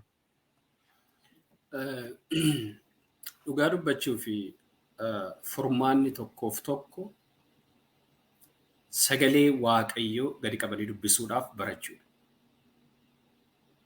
Furmaata biraa tokko waanan dhaloota kanaaf dhaamuu qaba. Sagalee Waaqayyoo haa dubbisnu gadi qabnee haa barannu. Tokko. Inni ka biraan faayinni keenya maateeriyaalii miti. Maateeriyaalii miti. Yookaan maateeriyaaliidhaan fayyinamni. Waaqayyo maateeriyaalii miti. Waaqayyo waaqadha. Waaqayyo hafuuradha. Waaqayyo hafuura isaan qaqqabatee dhukkuba foonii dhukkubsanne yoo ta'e sanarraa nu fayyisuudhaaf Waaqayyo amanamaadha. Kanarraa kan hafe harrakkoo zayitii abaluutu caalaa jedhameetu isa kana baluu harkatti qabatee deema amanaa. Zayitii baay'ee qabu inni kun cimaadha. Akkuma isaa iddoo wayii dhaqanii wayii kana cimaadha raqee isa kana cimaadha isa kana maaloodha minaamin jedhan san akkuma kana zayitii isa kana baluu kana cimaadha jedheetu namni har'a boorsaa isaa keessa zayitii dhabee jira. Inni kaan addatti dibatee, inni kaan ijatti dibatee, inni kaan harkatti dibatee. Tosha barree. Mana Waaqayyoo keessa teenyeetu raajonni sobduun tosha nu barsiiste bara. Hojiin akkasii hojii xibaaraati malee hojii Waaqayyoo miti. Ergamootas yoo ilaalte, Kiristoosiinis yoo ilaalte, Kiristoos Maatiyos 10 irra natti fakkaata yeroo jalqabaatiif bartoota gaafa 72 gaafa erge 2 gaafa erge dhaqaatii hafuurota moota baasaa dhukkubsatoota fayyisaa dibata dibaa kadhadhaafii jedhe malee dibata gurguraatii ittiin kadhadhaafii yoo hin jenne dibaa kadhadhaafii yeroo sana dubbate iddoo biraatti immoo ergaasaa keessatti Yohaannistu dubbate. Kanaa ala waa'een zayitii kitaaba qulqulluu keessatti siin kaa'an. Amma barii zayitii bira yoo darbamee pure blood of Jesus Christ jedhamee Naayijeeriyaa keessatti doolaara gurguddaadhaan jechuudha. Raajonni sobduun dhiiga Kiristoosiin jetteeti qalama bulbultee namatti gurgurataa jirtu sukkaaraan bataabbattee jechuudha. Dhaggeeffadhu sitti dhima. Hamma kanaatti namni goomaa jira. Kun boroolee dhufee Itoophiyaa jira jechuudha. Siigalee Waaqayyo maateeriyaalii miti. Waaqayyo ashaboonatti naqee, Waaqayyo bishaanatti rafaarrafee, Waaqayyo zayitiinatti naqee nan fayyisu. Faayinni Waaqayyo godhu yeroo baay'ee wangeela keessatti foormulaa mataa isaa danda'e hin qabu. Waaqayyo jaamaa tokko Kiristoos jaamaa isa tokko gaafa bane dhoqqeetti awwaaratti ancufa tufee dhoqqeessee jisaatti dibee fayyiseera. Isa biraammoo akkasumatti harkaan qabatee fayyiseera. Foormulaan qabu Waaqayyo kara barbaade nu hiika kara barbaade nu fayyisa. Fayyina foon keenya fiizikaalii nu fayyisu yoo barbaade. Kan kanarraa hafee har'a ijoolleen interviyuu hojii wayii dorgomtee interviyuu dhaquuf kaate zayitii abaluu jettee boorsaa keessa kaawwattee deemti jechuudha. Kilaasii qormaataa keessa godhatte ijoolleen irsaasiitti zayitii dibdee teessee qormaata qoramti jechuudha. Kun ikkoo faallaa sagalee Waaqayyoo deemuudhaaf qaxxaamura deemnee waan nuun eegamne waan nurraan barbaachisne isa qaalluudhaa fi xibaartuun gootu hojjechuudha malee waan Waaqayyo nurraa barbaadu hojjechuu keenya.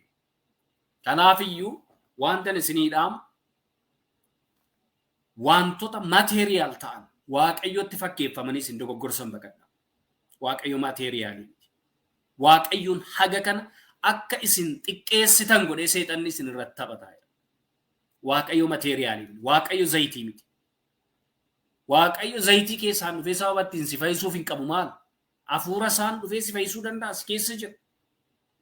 Namichi naa'onsaa jalaa dhukkubsate ajajaan waraanaa suni Kiristoosiin maal jedhe? Asuma dhaabattee sagalee kee tokko yoo ergite iyyuu naa'on koon fayyaa. Amantiidha. Hafuura waaqayyooti kan nu hiiku kan nu fayyisu malee xibaara har'attiin namoonni nurraa nyaachuudhaaf waan sagal hojjetanii ittiin mataa nu joonjessan sanan. So an kanan hin dhaamu amantootaaf wangeela dubbisaa namoota keessumaa yeroo ammaa kana hin raajnaa hin dubbanna jedhan qoraa ilaalaa isa ta'u fudhaa isa hin taane dhiisa. Waa tokkoon dubbadhee darbuu barbaada. Dhumarran jira waan ta'eef. Gaafan waan hundumaa akka kana taasisu waldaa kiristaanaa keessa raajonni dhugaan hin jiran jechuu koo miti. Jiru kan waaqayyo dibe. Jiru kan waaqayyo taasisu. An ofii kooti dhuga baatudha. Namootan arge. Namootan beeku. Har'allee gaafa waaqayyo karaa isaanii dubbatu akkasitti yeroo romu kanan romu raajiin namoonni irraa dhaga'u jiru. Qaba waaqayyo. Hin jiru hin jennu qaba. Sobdootatu harka caale.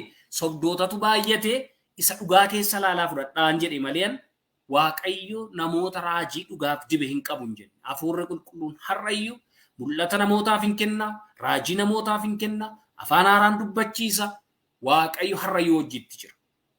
Waaqayyo har'ayyuu yoo barbaade namni isa dura dhaabachuu danda'u hin jiru. Waaqayyo dinqiin hojjeta. Waaqayyo har'ayyuu dinqiin hin hojjeta. Waaqayyo hin hojjetu hin jennu hin hojjeta. Yeroo gochuuf isa barbaachisetti waaqayyoon godha. Garuu wantoonni irra ta'aa jiran hundumti isaa addunyaa nagadaa keessatti, addunyaa sobanii namarraa nyaachuu keessatti, addunyaa lubbuu ofii seexanatti gurguranii nama goomsanii ittiin badhaadhu roomuu keessa jirra waan ta'eef of eeggadhaa jechuun barbaada. Waan tokko waan ani isinitti himuu barbaada. Dheengadda miidiyaaleen garaagaraa listii raajota Afrikaa baasanii turan. Listii raajota Afrikaa baasan keessatti listii weelzii isaanii jechuudha. Badhaadhummaa isaanii baasanii raajiin tokko South Africa irraa yeroo tokko du'aan kaasadhee nama suufii uffatee saaxinii keessa ciisu tokko wajjin xibaaru $1.4 billion qaba har'a akkaawuntii isaarra. Maayikiin harkatti qabatu warqee. Maayikii warqee. Maayikiin ittiin tajaajilu sana namni tokko yoo harkaan qabuu hin danda'u. Maayikii warqeedhaan tajaajila har'a $1.4 billion akkaawuntii isaarraa qaba. Eessaa fuudhe?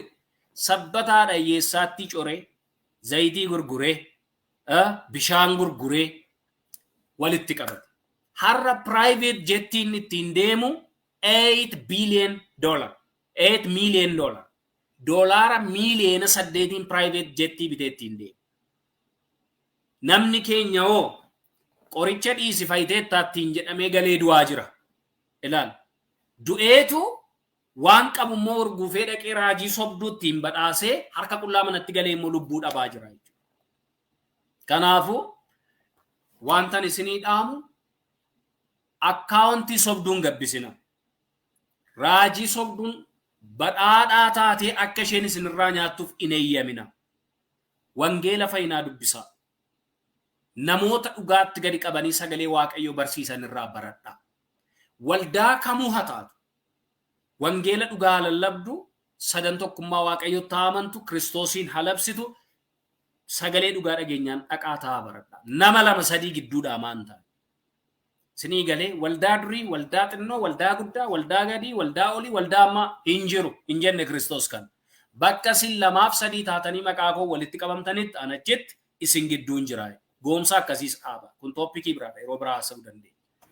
So bakka itti sagalee waaqayyo dhugaa lallabamutti faana keessan fudhadhaa fiigaa. Dinqiidhaaf milikkita laaluuf hin fiigina.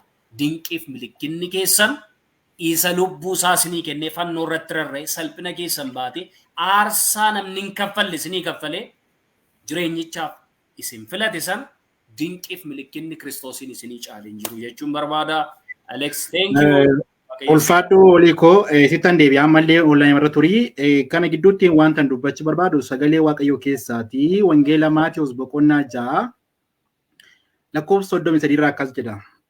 Duraan dursitanii yaada keessan mootummaa Waaqayyoo fi qajeelummaa isa barbaadutti hidhaa. Kana malees kan barbaachisu hundinuu immoo isiniif hin kennamaadha. Duraan dursitanii yaada keessan mootummaa Waaqayyoo fi qajeelummaa isa barbaadutti hidhaa. Kana malees kan barbaachisu hundinuu immoo isiniif hin kennamaadha. Maal godhaadha?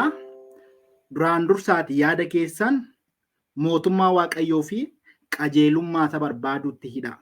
Kana malee kan isin barbaachisu maalsa? Muraasni jedha? Tokko lama jedha? Makiinaan duwwaan jedha? Manni duwwaan jedha? Hundinuu isiniif hin kennamaadha. Please ammallee waan dubbachuu barbaadu gara raajii deemaa hin jedhu. Ilaa raajii ammal akkuma oliifan jedhe raajiin jira. Raajiin sobaa dubbachuudhaaf raajiin dhugaa jiraachuun dirqamadha. Kanaaf raajonni biyya keenya keessa jiru Waaqayyo isaan haa eebbisu. Garuu gara raajotaa deemaa jedhatu hin ta'iin, gara zayitii deemaa jedhatu hin ta'iin, gara miraakilii garaagaraa deemaatu jedhatu hin ta'iin isinumti mootummaa Waaqayyoof qajeelummaa isaa barbaadutti yaada keessan hidhaa malee kan isin barbaachisu hundinuu isiniif hin kennamaadha. Kanaaf gaa obboleessa koo obboleettii koo waan si barbaachisu argachuu barbaadde, waan si barbaachisu fudhachuu barbaadde asis hin deemin, achis hin deemin, waldaa deemi waaqeffadhu, sagalee Waaqayyoo dhaga'i. Garuu garaan kee qulqulluu haa ta'u. Mootummaa Waaqayyootti yaadi kee haa hidhamu. Qajeelummaatti yaadni kee haa hidhamu. Yeroo kanaa booda Waaqayyo waan hundumaayyuu siif godha.